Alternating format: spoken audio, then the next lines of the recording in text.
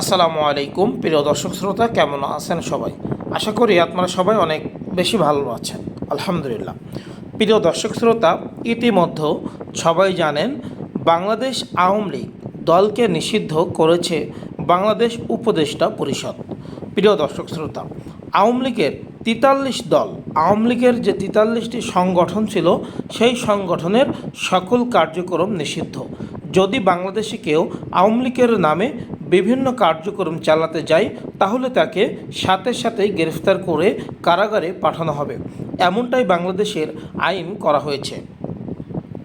প্রিয় দর্শক শ্রোতা, ইতিমধ্যে সাবেক স্বৈরাচার প্রধানমন্ত্রী শেখ হাসিনা দিল্লিতে বসে বিভিন্ন সময় বিভিন্ন মন্তব্য করতেছে।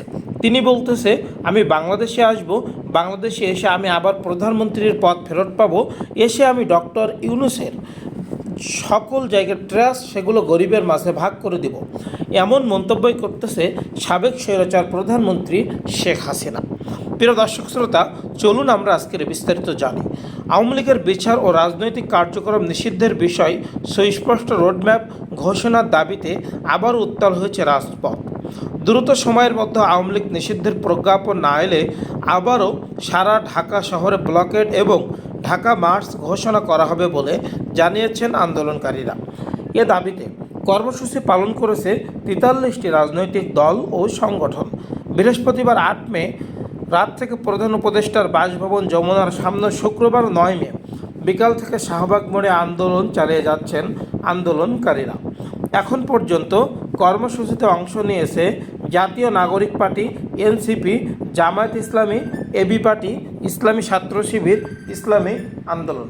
প্রিয় দর্শক শ্রোতা, অনেকে এখানে এসেছেন এবং প্রিয় দর্শক শ্রোতা, ইতিমধ্যে আপনারা সবাই জানেন বাংলাদেশে যদি এই আওয়ামী লীগ কোনো কার্যক্রম করে তাহলে বাংলাদেশের এই আওয়ামী লীগকে প্রত্যেককে ঢুকে কারাগারে ঢোকানো হবে।